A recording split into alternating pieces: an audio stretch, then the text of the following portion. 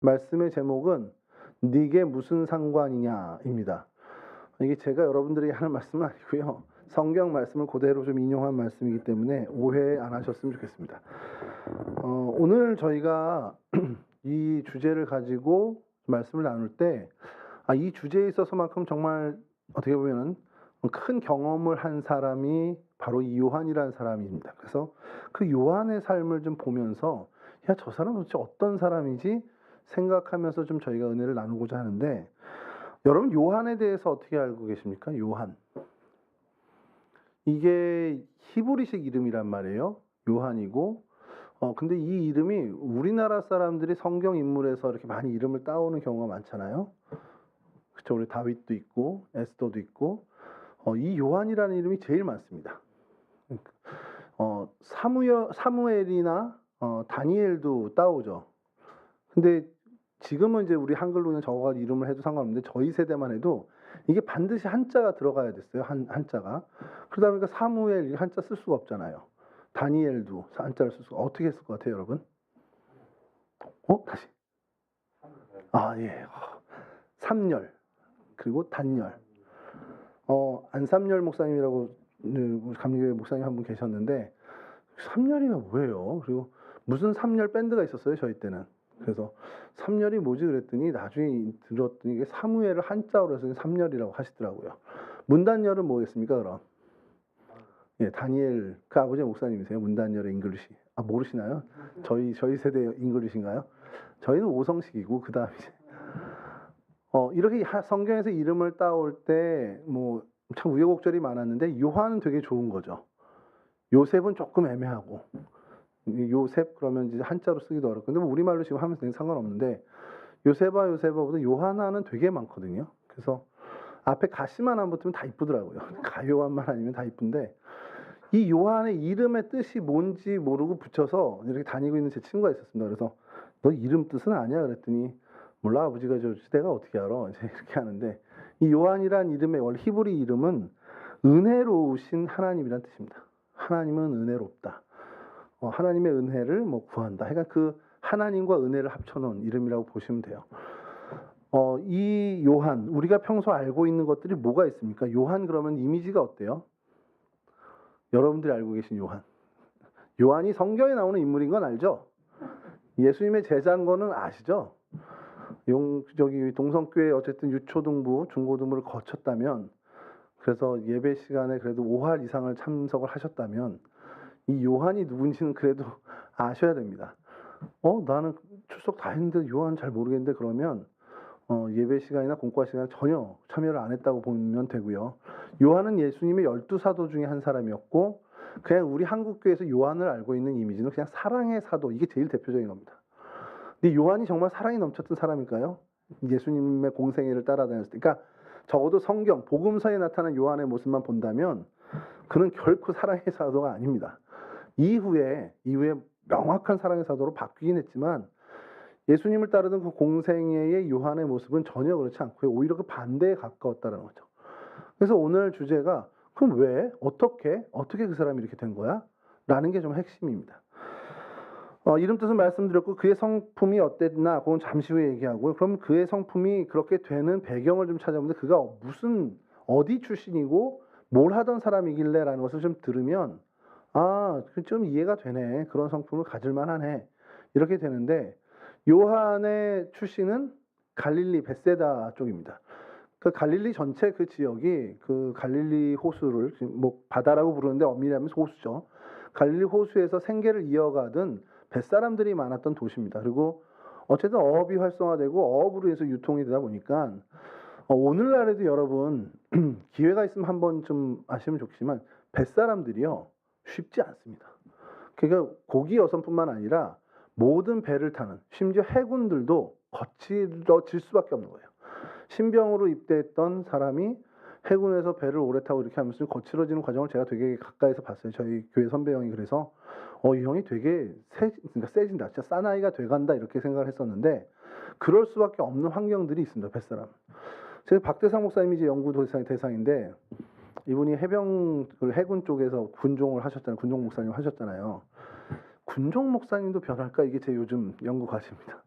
이분이 거칠어질까? 박대상 목사님 되게 얌전하잖아요. 뭐 몰라요. 저한테는 얌전해요. 어쨌든 이 양반이 조금씩 거칠어질까? 혹은 그 뱃사람의 어떤 향기가 날까? 이게 이제 제대하고 나서 제가 좀 제일 먼저 좀 체크해 볼 만한 문제인데, 어쨌든 벳세다 지역에 어업에 종사하는 사람들이 거칠 수밖에 없고, 그런 배경을 생각하다 보면 요한이 우리가 알고 있는 사랑의 사도라는 이미지보다 오히려 그 반대에 가깝다라는 게 그래도 그나마 좀 이해가 되는 부분이라는 거죠.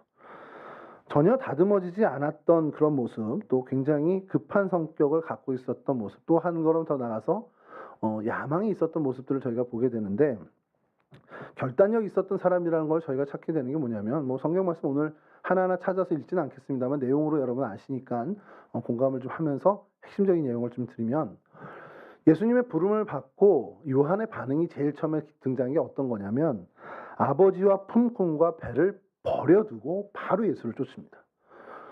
무슨 열망이 있었는지 모르겠죠. 근데 그 열망에 딱 맞는 분이 저분이구나. 저 예수라는 분이 그래 이거를 딱 이루어 주실 분이구나 라는 그 생각이 들자마자 아주 과감하게 결단력 있게 아버지도 버려두고 배도 버려두고 품꾼도 버려두고 예수를 따릅니다.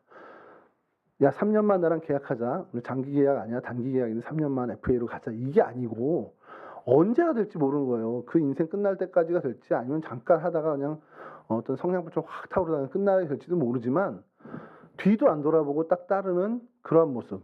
뭐 이게 나쁘게 얘기하면 무모함일 수 있는데 적어도 이 부분에서는 굉장히 결단력이 있었던 사람이라는 겁니다.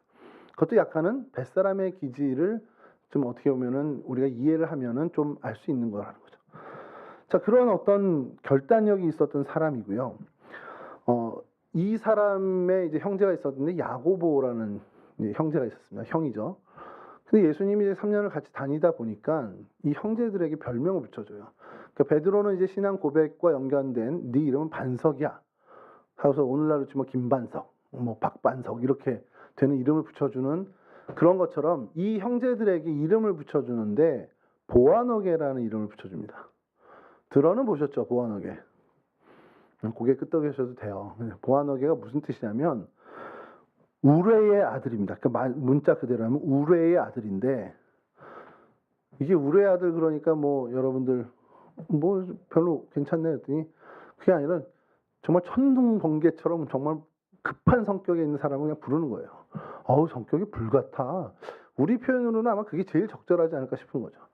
그 불같은 사람의 성격을 가진 사람 별명을 뭘로 지어줍니까? 제가 이거 준비하다 그걸 못 찾겠는 거예요. 우리말로 하면 뭘까? 그냥 정말 뭐 정신없는 뭐 천둥벌구숭이라는 옛날 그 이름이 있지만 그것과는 요즘 쓰는 말은 아니고, 요즘 막 급하고 막 성격 급한 애들 뭐라고 보통 이름 별명을 짓는지 그게 요즘 사람이 아니다 보니까 생각이 안 나더라고요. 벼락이요. 성교사님이랑 저나 또 옛날 사람은 맞는 것 같아요. 성교사님. 요즘 여러분 청년들은 어떻게 하는지 잘 모르겠는데 그냥 그런 별명을 가졌던 거예요. 왜 그런 별명을 예수님께서 줬겠습니까? 예수님이 볼 때도 얘네들이 보통 급한 게 아닌 거예요. 이 형제 둘이. 그냥 하는 일들마다 뭐 급한 성격이, 뭐 시몬 베드로가 급하다고 저희 생각하지만 시몬 베드로한테 보아너게라는 별명을 주지는 않았거든요. 오히려 야고보와 요한에게 이런 별명을 줬습니다. 이유는 있어요. 마가복음 9장 38절에 보면, 요건 제가 좀 읽어드릴게요. 요한이 예수께 여짜오되 선생님, 우리를 따르지 않는 어떤 자가 주의 이름으로 귀신을 내쫓는 것을 우리가 보고 우리를 따르지 아니하므로 금하였나이다. 주님이 시키지도 않았는데 주님의 이름을 그러니까 자기가 가까이 나서서 금하게 한 겁니다. 그런 식이 있고, 또 뭐 우리를 영접하지 않는 저 마을 그냥 천사를 불러서 불이라도 내리게 할까요? 이렇게 제안도 하고요.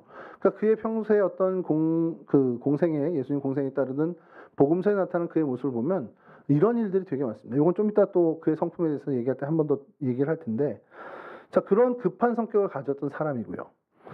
그러면서 또 한편으로는 강직함이라고 해야 되는지 고집스러움이라고 있는지 모르지만 예수님이 베드로, 야고보, 요한을 데리고 다니는 일이 많았거든요. 그 자리를 끝까지 지켜나갑니다. 끝까지 지켜나가는데 어디까지 지켜나가면 십자가상까지 쫓아가는 게 요한이에요. 유일합니다. 그러니까 어떤 그런 면에서 이 사람이 되게 강직한 사람일 수 있겠구나. 그러니까 좀 한결같은, 우리 좋은 표현으로 하면 한결같은 사람일 수 있겠구나. 이 한결같다라는 걸 또 나쁘게 얘기하면 진짜 고집쟁이구나.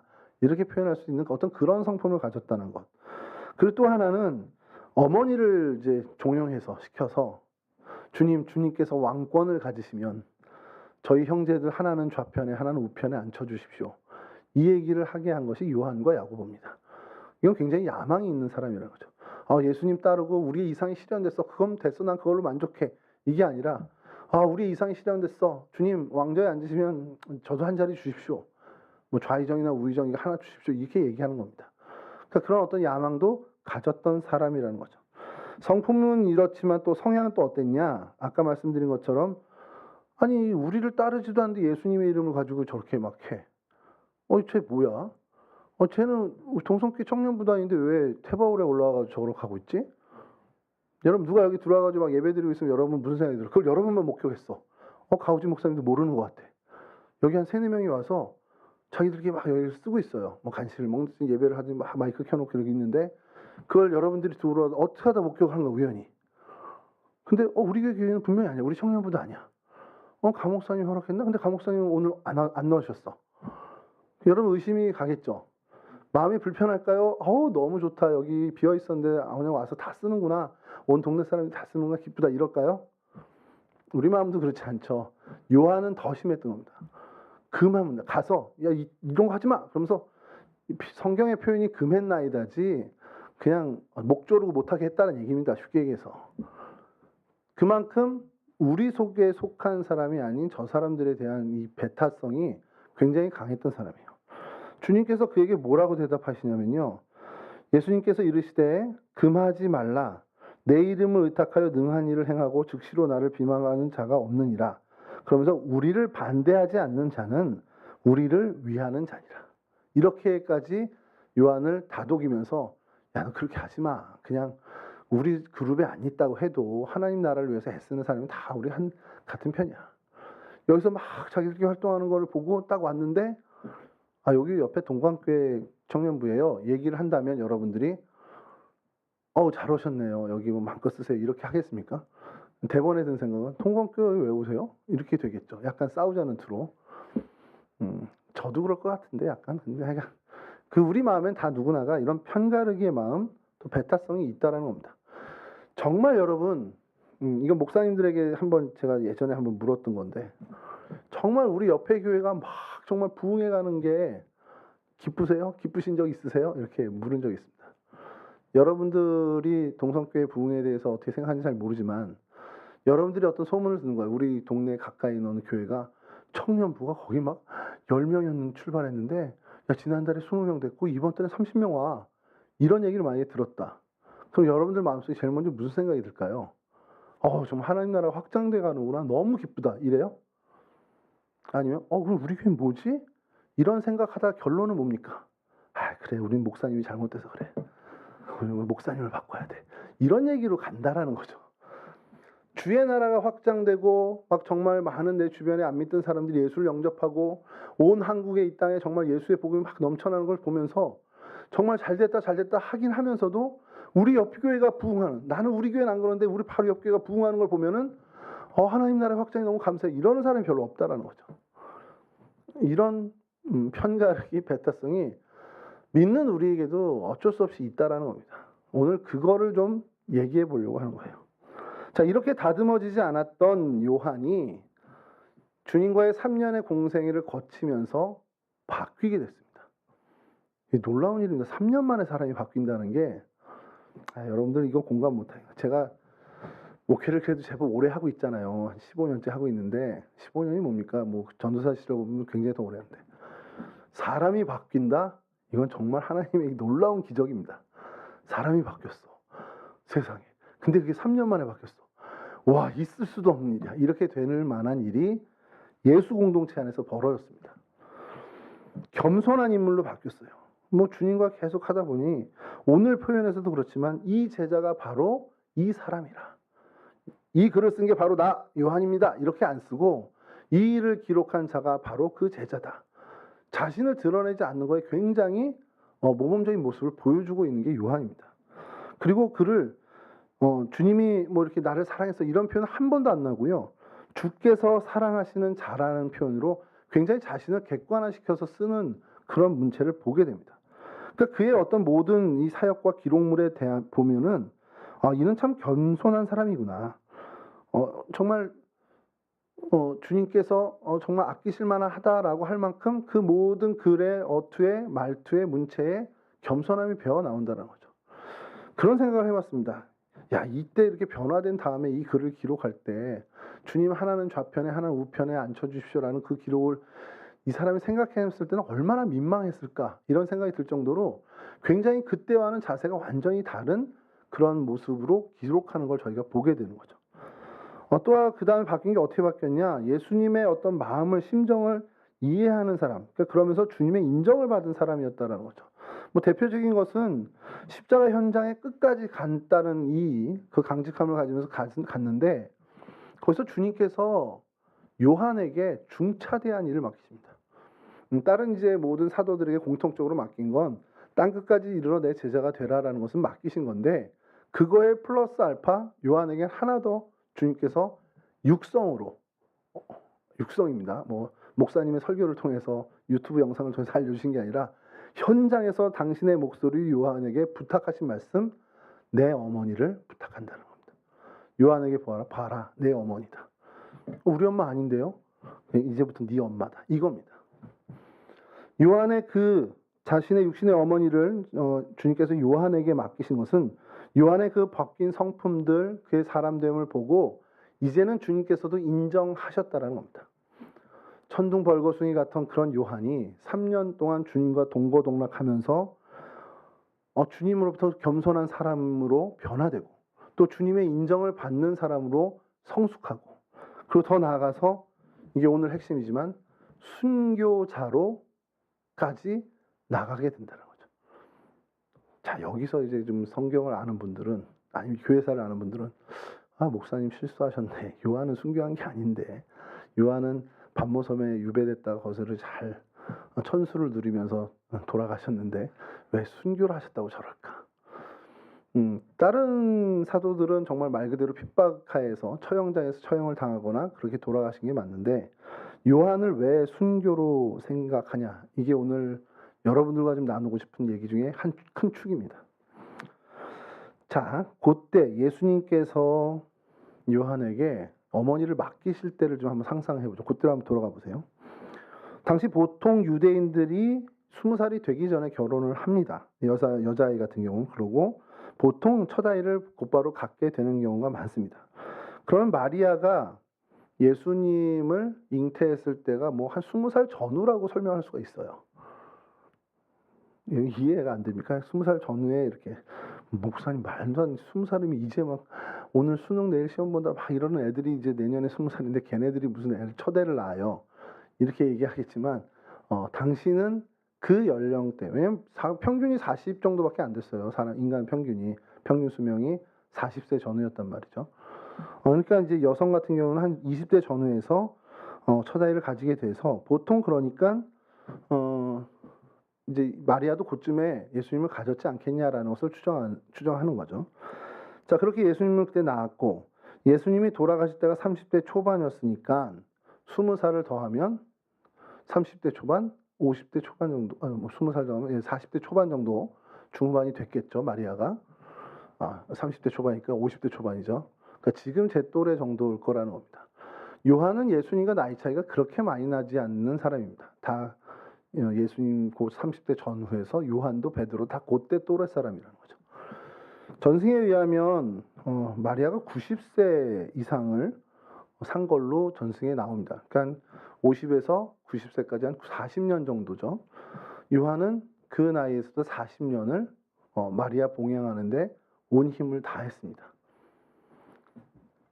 그치, 뭐 40년 정도 뭐 어머니 모시는 게 그게 되게 중요하고 요즘도 많이 그런 일이 있으니까 우리가 뭐 있을 수도 있는 일이다 생각을 하겠지만 나이 40대 어떻게 보면 30대 중후반부터 초반부터 백발이 성성할 70이 넘어서까지 요한이 한 일은 한 노인네 봉양하는 거였습니다.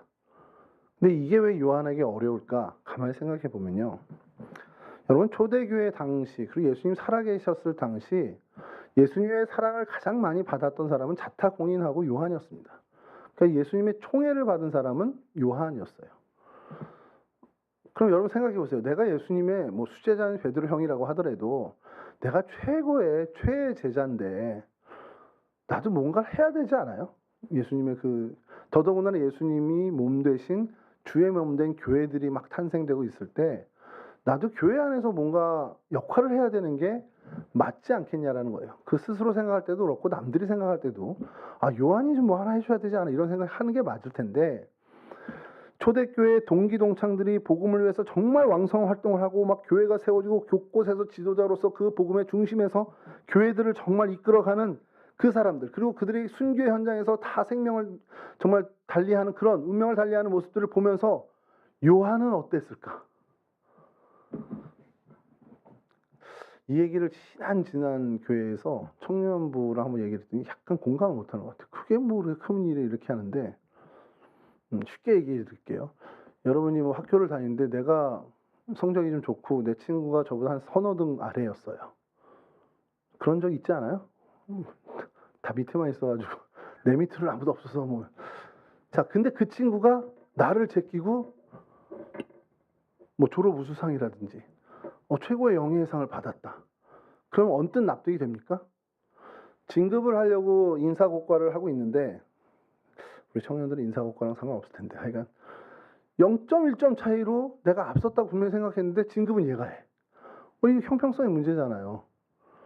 그럴 때 느꼈었던 어떤 그런 부조리하다, 부당하다라는 느낌을 요한은 분명히 가졌을 거라는 겁니다. 아니 초대교회에서 예수님에 대해서 누가 제일 잘 아는데 예수님의 가슴에 기대서 나는 질문을 오고 받은 사람인데 어디 누가 예수님의 뭐 어떤 권위를 가지고서 자기네가 뭐 예수님과 제일 가깝다고 주님을 대신한 사도라고 이러고 다녀. 사도란 뜻이 보내심을 받은 자라는 뜻이에요. 누구로부터 보내심을 받았다는 겁니까? 주님으로부터 보내심을 받은 사람이라고 사도라고 한단 말이에요. 아니 나도 여기 이러고 있는데 누가 나보다 더 큰 사도라고 저러고 다녀라는 마음이 들었을 거라는 거예요. 그의 옛성품으로 생각하면. 근데 그 모든 걸 그의 성품, 그 불같은 보완하게 우레의 아들 같은 성격을 매일매일 죽이며 살아서 순교한 사람이라는 겁니다. 그런 측면에서. 그러니까 요한의 가장 위대함은 뭐냐? 요한의 위대함이 뭐예요? 요한복음 기록했잖아요. 요한계시록 기록했잖아요. 사실 그건 아무것도 아닙니다. 요한의 위대함은 주님이 명령하신 명령을, 그 사명을 매일매일 내 성품과 성향과 모든 걸 죽이며 그 사명에 충성을 다한 것. 사실 그게 요한의 최대의 장점입니다. 자신에게 주어진 사명에 대해서 다른 이들과 비교하지 않는. 저 사람은 어떤 사명이 있대, 쟤는 어떻게 주님이 지금 쓰고 계시대. 그것 일절 상관 안 하고 적어도 주님이 나에게 맡겨주신 이 사명에만 충성을 다하는 그 모습을 가졌던 게 이 요한이라는 사도였습니다. 그렇게 날마다 죽는 정말 살아서 순교의 삶을 살았던 사람이라는 거죠. 그게 가능한 여러 이유가 있겠지만 중요한 이유 중에 하나는 옆에 제자들, 동기 동창들의 사명에 대해서 자기 사명과 비교하지 않았기 때문에.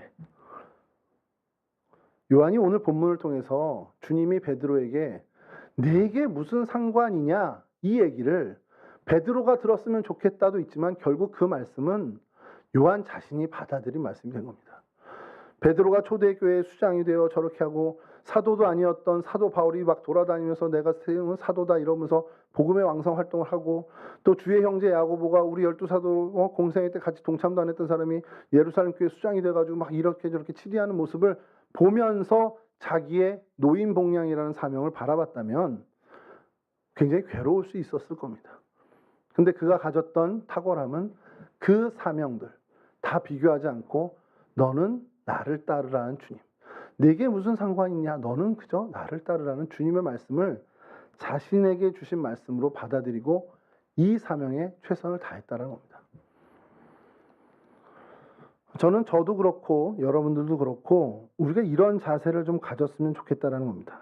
정말 주님이 우리를 쓰시기 위해서 우리가 가져야 하는 되게 중요한 성품 중에 하나, 그런 신앙의 자세 중에 하나가 우진아, 제가 뭘 하든 넌 상관없어. 넌 그냥 내가 맡긴 거 그것만 따라오면 돼. 근데 저희가 안 그렇잖아요. 자꾸 자꾸 곁눈질하잖아요. 저 대학원 동기 저 녀석은 벌써 담임을 나갔네. 저 녀석은 뭘 벌써 저렇게 뭐 선교 단체에서 저런 큰 획을 긋고 있네. 그러면서 한편으로 또 뒤에 묵음으로 처리하는 것, 학교 때 내가 더 성적 좋았는데 뭐 이런 얘기들. 물론 이제 저는 그렇진 않았습니다만 저희 집사람이 좀 그런 생각을 하지 않을까 생각하는 게, 저희 집사람은 성적 장학금을 받았고 저는 못 받았습니다. 저는 FM 장학금이라고 Father and Mother의 장학금을 받아가지고, 그러니까 그 생각이 드는 거예요. 집사람이 학교 다닐 때 저보다 같은 클래스였으니까 성적도 다 했는데 제가 하는 설교를 들으면서 얼마나 비웃을까. 저거 주석학적으로 맞지 않잖아. 저게 왜 설교학적으로 저거 좀 빵점인데, 이런 얘기 생각하지 않을까라는, 더더군다나 기독교 교육에 대해서 저도 문외한인데 교육 목사를 맡고 있다 보니 얼마나 가짜게 생각할까라는 생각을 좀 합니다만, 그냥 맡겨주신 일이나 잘하라고, 내게 무슨 상관이냐, 그거를 집에 와서 얘기해야죠. 여러분, 우리가 가져야 되는 되게 중요한 신앙의 자세입니다. 우리 사람인지라 곁눈질하고 볼 수밖에 없어요. 근데 쟤는 왜 저렇게 하고 저렇게 페이를 받고 저렇게 일을 하지? 그 비교하면서 내 형편을 보면 속상할 수 있어요. 근데 주님은 우리에게 오늘도 얘기하십니다. 내게 무슨 상관이냐? 넌 나를 따르라. 이 얘기를 하고 계십니다. 자, 그런 요한에게 주님이 그냥 보고만 계셨을까요? 여러분, 우리 신앙의 유산 중에 요한복음만한 유산이 사실 없습니다. 성경에 로마서가 성경 전체의 어떤 복음의 핵심이다라고 하긴 하지만, 요한은 그와 결이 다른 정말 위대한 의미를 가진 것이 뭐냐면, 공관복음 이 세 복음서가 동일하고 거의 비슷한 이야기를 기술합니다. 근데 그것과는 훨씬 더 영적인 해석을 가미한 그 일을 요한복음이 기록되면서, 이 공관복음 내의 예수님의 말씀이라든지 예수님의 행적이 그래도 풍성하게 이해되는 몫을 이 요한복음이 굉장히 많이 역할을 해주고 있다는 거예요. 그건 성경학자든 신학자든 목회자든 누구도 부인하지 않는 굉장히 중요한 일입니다. 복음서를 정말 풍성하게 해주는 그 의미를 갖는 요한복음을 이 요한을 통해서 주님이 기록하셨습니다. 사실 근데 가능한 게, 요한복음이 제일 마지막에 기록되기도 했지만, 이런 노인 봉양에 있어서 정말 한 가지 사명을 충성되게 했던 그 사도다 보니까 사실 이게 가능했겠구나라는 생각도 하게 된다는 거죠. 그러면서 요한서신을, 교회를 돕는 요한서신을 기록하는데, 이 요한서신으로 인해서 우리는 사도 요한을 사랑의 사도라고 표현할 정도로 하나님의 사랑이 정말 그 서신서의 구구절절, 정말 하나님이 우리를 이렇게 사랑하시는구나, 정말 하나님은 사랑이시구나라는 것을 우리가 정말 깨닫게 되는 큰 도움을 주는 바로 성경이 요한서신이었습니다. 자, 이렇게 정말 초대교회의 어떤 조직적인 면에서의 어떤 역할을 감당하는 지도자급 인사가 아니었다 할지라도, 그 이후에 모든 교회, 초대교회 이후에 있는 모든 이 땅의 교회들을 위해서 정말 가장 어떻게 보면 유익한 일을 해내고 있는 게 바로 요한이고, 그러다 보니 그는 천국에서 주님의 쓰임을 받았다고 고백할 수밖에 없는 그런 귀한 쓰임을 받은 사도가 되었습니다. 자, 거기에 플러스 알파, 어떠한 사도도 경험하지 못한 정말 무지막지한 은혜를 받게 되는데, 여러분, 이 땅의 어떠한 인생도, 사도뿐만 아니라요, 이 땅에 태어나서 숨을 거둔, 그리고 아직도 살아가고 있는 어떠한 인생도 주의 재림의 날을 목격한 사람은 없습니다. 죽은 사람은 모르지만 어쨌든 우리 중에는 유일한 단 한 사람, 사도 요한입니다. 그의 요한계시록, 그가 눈으로 목격한, 귀로 들은 그 놀라운 주의 임재의 날, 이 땅의 마지막 날을 경험한 것을 기록해요. 유일무이한 사람입니다. 정말 단 한 사람, 주님의, 여러분, 이게 그리스도의 대망, 우리 그리스도인들의 대망입니다. 재림은 우리의 궁극적인 소망이 뭐냐 그러면, 우리는 하나님 나라, 곧 주님의 재림을 우리는 소망하며 살아가는 사람이에요. 그 소망의 날 마지막을 유일하게 목격한 사람이 이 사도 요한이고요. 그로 인해서 계시록을 기록하고, 그 계시록이 초대교회에 전파되고, 이 땅에 지금까지 그 계시록을 통해서 우리 그리스도인들의 대망인 이 재림에 대해서 정말 버팀목이 되어주는 기록이 됐다. 예수님 다시 오신데 그것만으로는 안 돼요. 다시 오신데, 우리 어머니가 그러더라고. 우리 어머니가, 야, 나 국민학교 때도 오신다는 분이 아직도 안 오셨는데, 이 얘기를 해서요. 시간으로만 기다린다면 그거는 너무 힘든 일이죠. 그리스도의 재림이 2000년이 지났으니까 얼마나 희미해졌겠습니까만, 우린 요한계시록의 그 말씀을 통해서 주의 재림에 대한 소망을 계속해서 새롭게 합니다.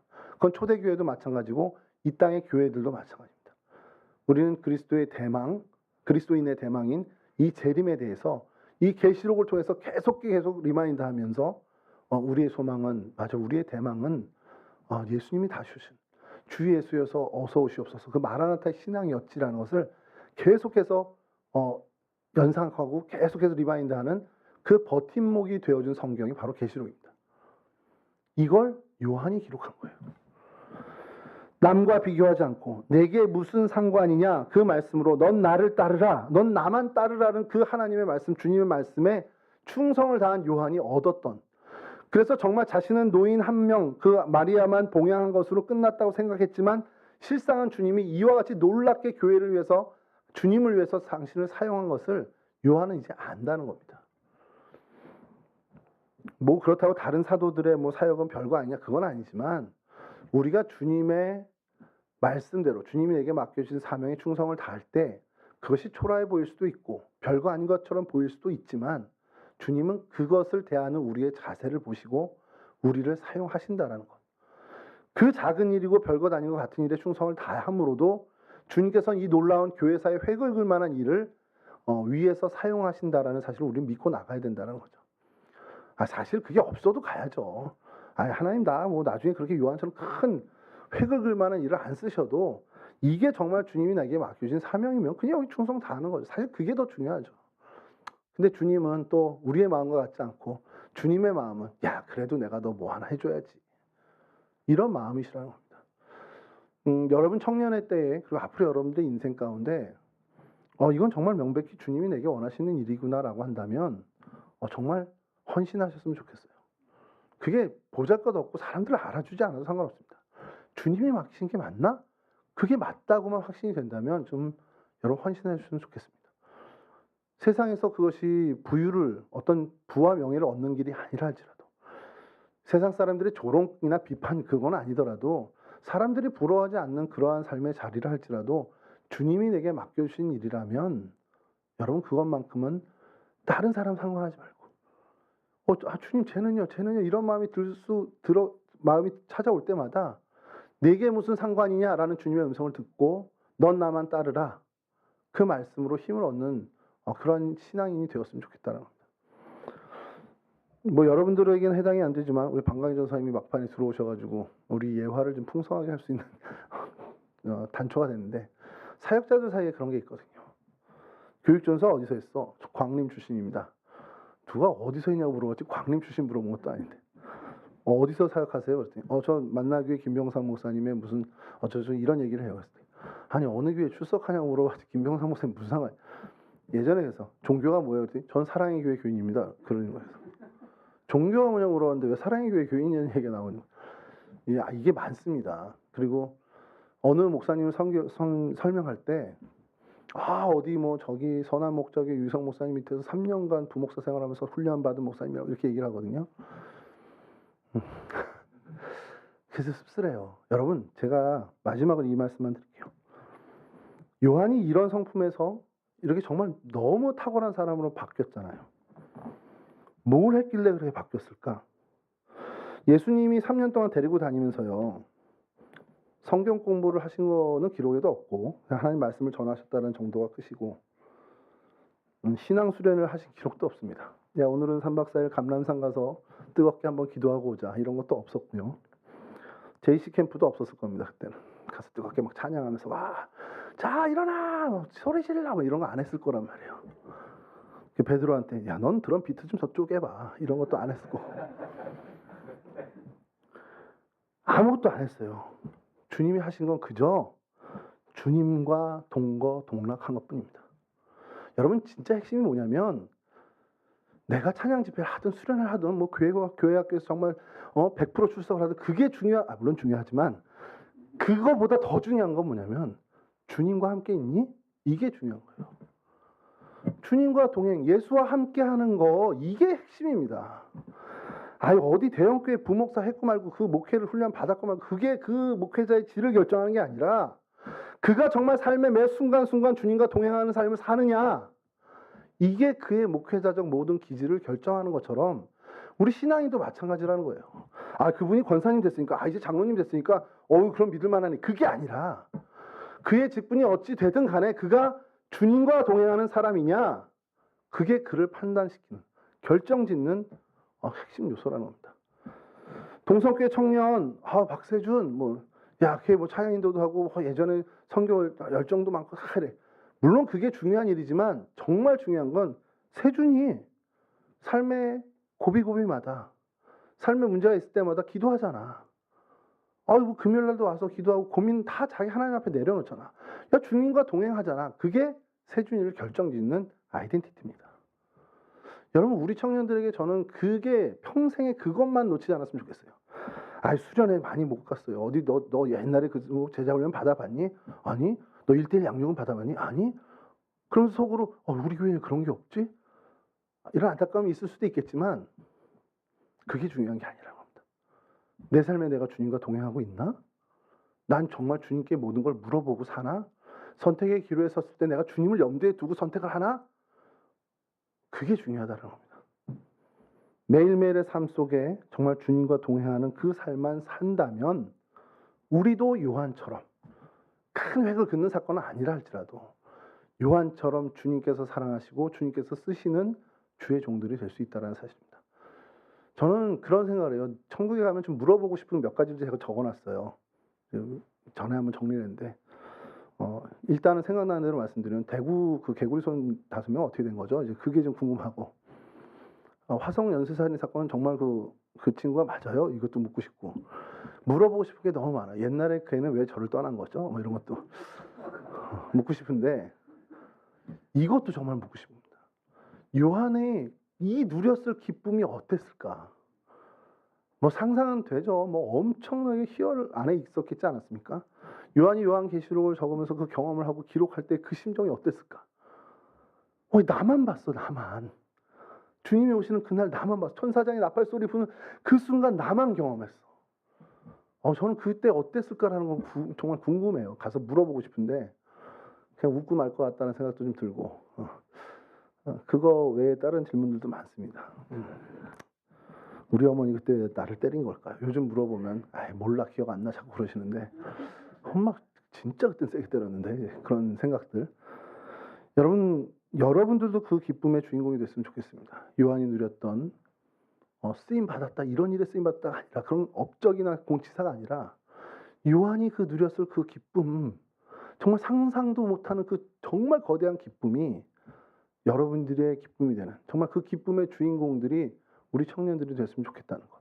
그러기 위해 여러분, 우리가 주님과 함께하는 것, 남들과 비교하지 않고 주님이 나에게 말하신 너는 나를 따르라 하신 너 쟤랑 상관없어, 넌 나만 따라, 그 일에 충성을 다하는 정말 그리스도인들이 되실 수 있기를 주님의 이름으로 간절히 축원합니다. 기도하겠습니다. 참 좋으신 하나님 감사합니다. 오늘도 변함없이 불러주셔서 주님 앞에 나와 주님을 예배하게 하시고, 또한 하나님 우리 맡겨주신 귀한 사명의 자리에서 또 있어야 할 자리에서 충성을 다하며 그 자리를 지키게 하시니 감사를 드립니다. 하나님 우리에게 허락하신 귀한 것들 정말 누릴 줄 아는, 정말 은혜를 계수할 줄 아는 주의 백성들 되게 하실 뿐만 아니라 우리의 삶 가운데 허락하신 그 사명의 자리도 충성을 다하며 최선을 다하며 지켜나가는 거룩한 하나님의 일꾼들이 될 수 있도록 도와주시옵소서. 다른 이들의 사명의 자리에 대해서 하나님 우리가 비교하지 않는 눈을 갖기를 원합니다. 내게 무슨 상관이냐, 너는 나만 따르라 하신 주님의 말씀을 내게 주시는 말씀으로 받아들이고 그 말씀 붙잡고 내게 주신 사명의 자리에서 최선을 다하는 그러한 주의 백성들 되게 하실 때 하나님 그 사명의 자리를 통해 주시는 놀라운 기쁨이 있을 줄 압니다. 그 놀라운 기쁨, 정말 하나님만이 주실 수 있는 그 행복을 누리는 그 행복과 기쁨의 주인공들이 다 될 수 있도록 우리 동성애 청년 한 사람 한 사람을 붙잡아 주시옵소서. 힘들고 어렵고 지칠 때마다 정말 주님을 바라보며 주님의 음성을 기억하게 하시고 그 음성에 힘입어 정말 주님의 말씀대로 주님만을 따르는 귀한 삶을, 정말 주님과 동행하는 귀한 인생의 행보를 걷는 우리 동성애 온 청년들 다 될 수 있도록 도와주시옵소서. 감사하며 예수 그리스도 거룩하신 이름으로 기도합니다. 아멘.